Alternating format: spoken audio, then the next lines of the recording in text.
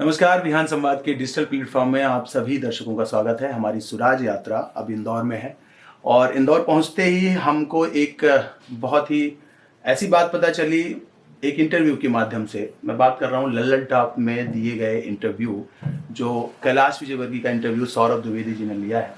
तो उसमें जो उन्होंने बात कही है, उसके विषय में हम यहाँ के कांग्रेस नेता राहुल निहोरी जी से बात करेंगे और जानेंगे कि जो उन्होंने आरोप लगाए हैं उस दौरान कि विधानसभा 2 में क्या हालात थे उस समय जब उन्होंने राजनीति की शुरुआत की। तो क्या वाकई में हमारा इंदौर ऐसा था? क्या हमारे मिल मजदूर गुंडे थे, या उस जमाने में क्या हो रहा था? उस राजनीतिक परिदृश्य को समझने के लिए हमारे साथ हैं राहुल निहोरी जी और हम इनसे बात करेंगे। बहुत धन्यवाद आपका हमारे शो से जुड़ने के लिए। तो आप मुझे बताएं कि ये जो लल्लन टॉप का इंटरव्यू, कैलाश जी का एक बहुत बड़ा बयान जनता के सामने आया और इसमें देखा जा रहा है और बात जो कही जा रही है जो सुरेश सेठ जी के लिए कि वो उस समय वहाँ एक तरीके का गुंडागर्दी का माहौल था। तो हम भी एक नौजवान हैं और नौजवान पत्रकार हैं, तो ये भी जानना चाहते थे कि वो 2 नंबर में क्या माहौल था, क्या वो आरोप सही है? इस विषय पर सबसे पहले मैं बताना चाहता हूँ कि इंदौर के अंदर कम्युनिस्ट में होमी जी यहाँ के सांसद थे और पूरी मिलें चालू थी। यहाँ पर 40,000 वर्कर सर काम करते थे मिलों में, और सिर्फ पूरे वर्ल्ड के अंदर इन मिलों का इतना नाम था। कपड़ा का एक बहुत बड़ा हब मालवा माना जाता था। यहाँ कपास की खेती हुआ करती थी।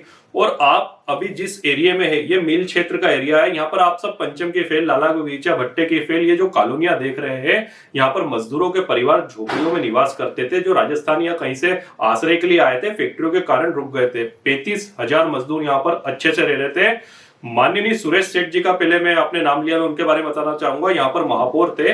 यहाँ पर चिमनियां जलती थी सड़कों के ऊपर, लाइटें हुआ नहीं करती थी और घासलेट डाल के लालटेन टाइप का सड़कों के ऊपर लगाया जाता था। आज भी कई जगह खंबे वो गड़े हुए हैं। माननीय सुरेश सेठ पहले महापौर थे, उनके कार्यकाल में उन्होंने जो बल्ब लगे थे 100 वाट के, जो पीले कलर के पहले बल्ब आते थे, वो उन्होंने लगवाए थे। रिगल चौराहा और इन चौराहे पर लाइट की जो स्ट्रीट लाइट की व्यवस्था करी थी, वो माननीय सुरेश सेठ जी ने करी थी। सुरेश सेठ जी एक जन नेता थे। इसी के साथ अब बात करता हूं मैं जो कम्युनिस्ट विचारधारा और होमीदाजी और इनके ऊपर जो बोला है। होमीदाजी के कहने पर मिल मजदूर पूरे के पूरे एकत्रित होते थे। होमीदाजी के कारण मिलों में कई आंदोलन हुए और अधिकार, जो मजदूरों का अधिकार जो दबाए जाते थे, वो आंदोलन जो है बहुत उद्वेलित होते थे या किसी तरीके के ब्यूरोक्रेसी के खिलाफ मजदूर हित में वो आंदोलन होते थे। उन्हीं का नतीजा है माननीय सुरेश सेठ और इन आंदोलनों का नतीजा होमीदाजी के, कि जिस घर के अंदर कैलाश जी का जन्म हुआ, जो नंदानगर की वो बात कर रहे हैं, वो भी कांग्रेस के ही द्वारा काटी गई कॉलोनियां है और मिल मजदूरों के लिए काटी हुई कॉलोनियां है। और उनके पिताजी भी वर्कर थे, इसीलिए ये सब एरिया में रमेश मेंदोला हो गए, कैलाश जी हो गए, जहां से आज बात कर रहे हैं वो रहने वाले भी उसी घर में, जो मजदूरों के हक के लिए अगर होमीदाजी। और ये तो कह रहे हैं कि बम फेंके गए हमारे ऊपर और इस तरीके, तो वहां कॉलोनियां बसती नहीं। अगर वो घर में ही नहीं रहते, अगर होमीदाजी गुंडे होते तो कॉलोनियां काटते नहीं। आज मैं बता रहा हूं आपको, जिस पूरे एरिया में रहते हो, ये कांग्रेस ने काटी है। गरीब उन्मूलन बोर्ड माननीय इंदिरा गांधी ने बनाया था। पट्टे दिए, जो 35,000 मजदूर थे उन लोगों को पट्टे दिए, और आज जो पक्के मकानों में देख रहे हैं उन्होंने पक्के कर लिए। किराया लाखों रुपए आ रहा है, करोड़ों रुपए की आज जमीन की कीमत हो गई। ये सब कांग्रेस ने दिया। ये माननीय इंदिरा गांधी ने गरीब उन्मूलन बोर्ड के तहत दिया। और कई फैसिलिटी ऐसी दी थी कि गरीब बस्तियों के अंदर, हम सब गरीब बस्ती के अंदर आते हैं। आप जब इंदौर में एंट्री लेंगे तो आपको बोलना पड़ेगा कि मील क्षेत्र में जाना है या बस्तियों में जाना है। बस्तियों का मतलब हम लोग, हमको तो पूरा आज तक यानी वो पहचान ऐसी दे रखी है। और इसके अंदर हमको सुविधा ये थी कि हमको टैक्स नहीं देना था, क्योंकि हमारे पास सुविधा नाम पे कुछ नहीं था। बिजली का बिल नहीं देना था हमको, नल का बिल नहीं देना था, क्योंकि यहाँ सुविधाएं कुछ नहीं देती थी। आज सारे टैक्स हम बस्तियों के ऊपर लाद दिए गए। आज सारे तरक्की के रास्ते सब खत्म कर दिए गए। और कम्युनिस्टों की जो ताकत थी, जो मिलें बरकरार रखी थी, फिर कांग्रेस आई। होमीदाजी के बाद मैं बताना चाहता हूं इंदौर की जनता को कि होमीदाजी के बाद प्रकाश चंद सेठी जी यहाँ के सांसद बने और मिलें जिंदा रखी। जब बीजेपी आई तो उनके पेट में एक दर्द होता है। बीजेपी पार्टी जब अटल बिहारी वाजपेयी प्रधानमंत्री बनते हैं तो उन्होंने देखा कि गरीब आदमी कैसे तरक्की कर रहा है, कैसे फल फूल रहा है, क्योंकि आरएसएस और इनकी थ्योरी तो यही है ना कि इनको दबाना है। तो उनकी थ्योरी के अनुरूप जो सिद्धांत इनके बने हुए सिद्धांत के अनुरूप इनने देखा कि ये लोग पक्के मकानों में आ रहे, आज गरीब के बच्चे डॉक्टर आईएएस इंजीनियर बन रहे, तो इनके पेट में दर्द हुआ।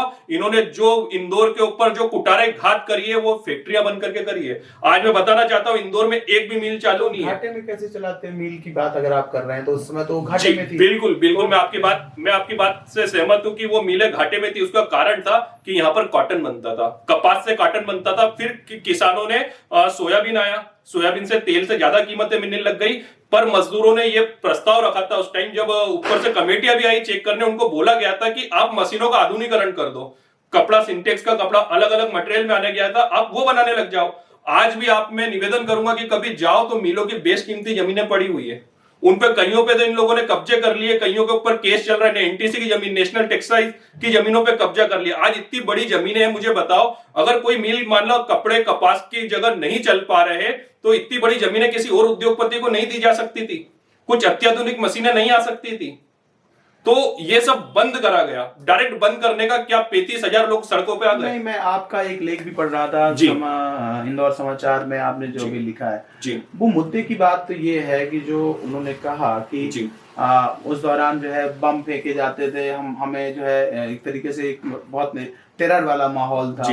वो कहने की कोशिश कर रहे थे उस इंटरव्यू में, और ये भी स्थापित करने की कोशिश कर रहे थे कि कुछ भी जो मजदूर थे उनका उपयोग किसी भी तरीके से अन्य कामों में भी किया जाता था। तो उस विषय पर भी बताएं, और ये भी बताएं कि जो वो दौर था 1970 से 60 से, और वो दौर था 90 तक का, उस दौरान कैसे यहाँ पे क्या क्या बदलाव हुए और कैसा काम हुआ?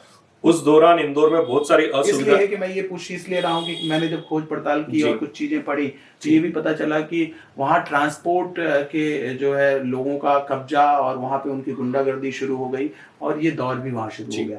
तो इसलिए मैं इस बात पे आना चाहता हूँ। मजदूर बहुत गरीब वर्ग के लोगों थे, गुंडागर्दी मजदूरों का काम नहीं है। वो तो अपने घर परिवार को पालने के लिए लगे हुए थे। कैसे भी उनकी झोपड़ियां थी, कच्चे झोपड़े और ये सब हुआ करते थे। उनकी तरक्की तो मिलों के कारण हुई, फिर वो धंधों में आने लगे, ठेले गुंटी आज भी जो चलाते। इंदौर के जो मजदूर वर्ग मिलेगा आपको, सबसे बड़ा मजदूर वर्ग ये 2 नंबर क्षेत्र में मिलेगा। और जो एक कॉलोनी में जो इन लोगों ने कब्जा कैसे करा, मैं आपको बताना चाहता हूं। आज नंदा नगर में जो कॉलोनी में कैलाश विहार की रहते, ये मजदूरों के लिए काटी गई थी। आज आप जाकर देखो, वहां पर एक मजदूर परिवार मिल जाए तो उनको बाहर निकाला गया, लालच देके खरीदा गया, डराया गया, धमकाया गया। आज गुंडे किसके हैं ये पूरा देश जानता है। आज बलात्कार जैसे संगीन आरोप कैलाश विवर्गी के ऊपर लगे हुए जो उनने छुपा लिए। उनकी वाइफ चिट फंड कंपनी चलाती है, वो उनने छुपा लिया गया। कई गंभीर आरोप एफआईआर दर्ज है उनके ऊपर। तो गुंडे वो है कि मजदूर है? मजदूर तो बेचारा सीधा साधा जिसका उपयोग हुआ है। आज इंदौर के अंदर आपकी, उन्होंने मजदूरों की बात नहीं की, उन्होंने ये कहा कि उसमें कांग्रेस इस तरीके का काम करते थे।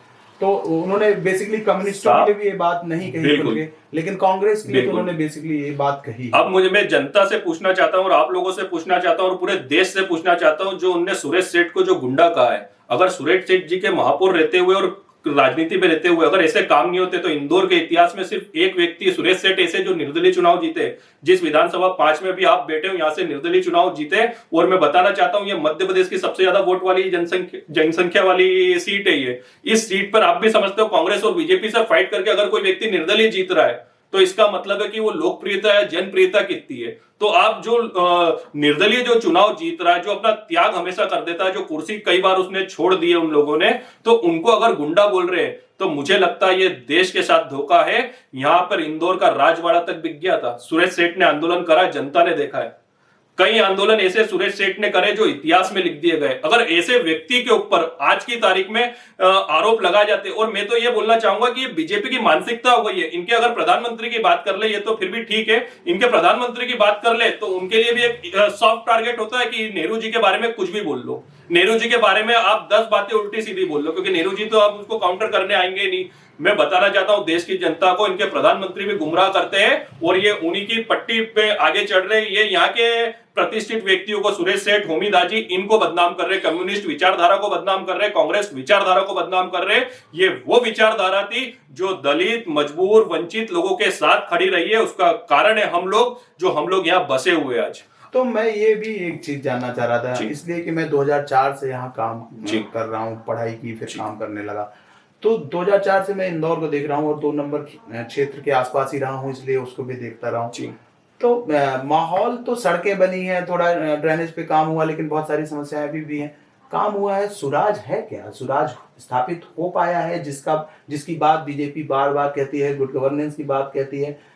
आप जो गुंडागर्दी का आरोप उन पर लगा रहे हैं, वो तो यहाँ पे इस तरीके से इस लेवल पे नहीं दिखता, फिर भी आप ऐसी बात कर रहे हैं। तो मैं ये जानना चाह रहा हूँ कि गुड गवर्नेंस है इस विधानसभा? सर, गुंडागर्दी की अगर बात आप करोगे तो मैं आपको बताना चाहता हूं कि रमेश मेंदोला जो इनके विधायक है, कैलाश विर्गी के ही विधायक माने जाते हैं। कैलाश विर्गी मानो इनसे बड़े गुंडे और इनसे बड़े गुंडों के बाहुबली के आरोप किसी के ऊपर नहीं लगते।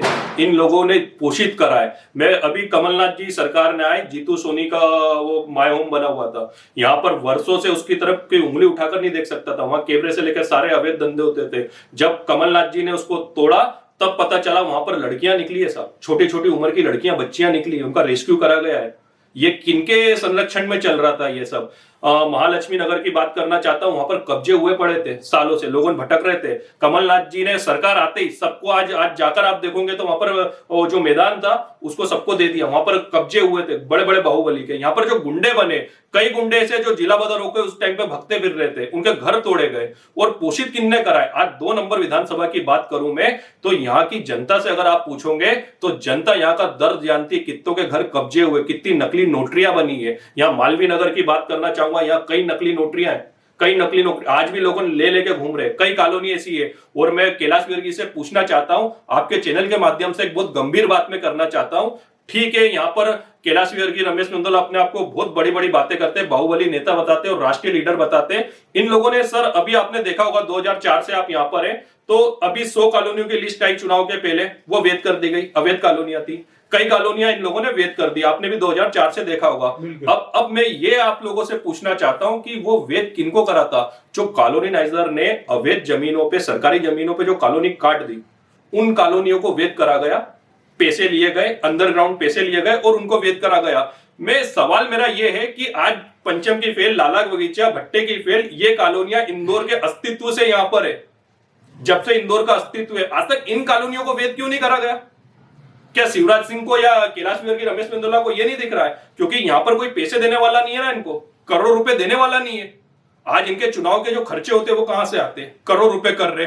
आज कैलाश विजयवर्गीय जी का आकलन करो आप, प्रॉपर्टी और इन सब चीजों का कहां से आता है? इतना लविश जीवन कहां से जी रहे? वो तो मजदूर के लड़के बातें करते कि मैं मजदूर का बेटा हूं। इतना लविश जीवन, करोड़ों की प्रॉपर्टियां, ये सब कहां से बना लेते हैं? पर उनके जो घोषणा पत्र, उनके जो एफिडेविट में है वो अलग बात है, आप जो दावे कर रहे हैं वो अलग है। इतनी बड़ी संपत्ति भी उन्होंने नहीं सर, चिटफंड कंपनी की छुपाई उन्होंने अभी हलफनामे में केस दर्ज करा उस पर संजय शुक्ला जी ने। और अभी का कल का किस्सा बता रहा हूं, उनके वो गुंडागर्दी करी है संजय शुक्ला जी के साथ, जो वायरल हो रहा। थाने के अंदर उनके गुंडे घुस के वर्तमान विधायक को, प्रत्याशी को चमका रहे सर, वो भी पुलिस एसपी के सामने। ये हालत कर रखे वहां पर 1 नंबर पे। ये आप कल के मामले की बात कर रहे हैं, ठीक है। ये थे राहुल निहोरी जी, जो अपनी बात रख रहे थे। कैलाश विजयवर्गीय के जो बयान थे उस समय, उस दौर के, जब उन्होंने राजनीति की शुरुआत की इंदौर विधानसभाओं में पहले तो 4 से लड़े, फिर 2 से लड़े, तो इस तरीके से इन्होंने कहा। उस पर आप भी अपनी प्रतिक्रिया दे सकते हैं। उस दौर के जो आप लोग हैं, मिल मजदूरों या उस दौर के जो भी लोग हैं, आप उनसे बात करके और जान सकते हैं कि 2 नंबर में क्या स्थिति उस समय थी और आज क्या स्थिति है। सहयोगी शिवम के साथ रविशंकर, बिहार संवाद।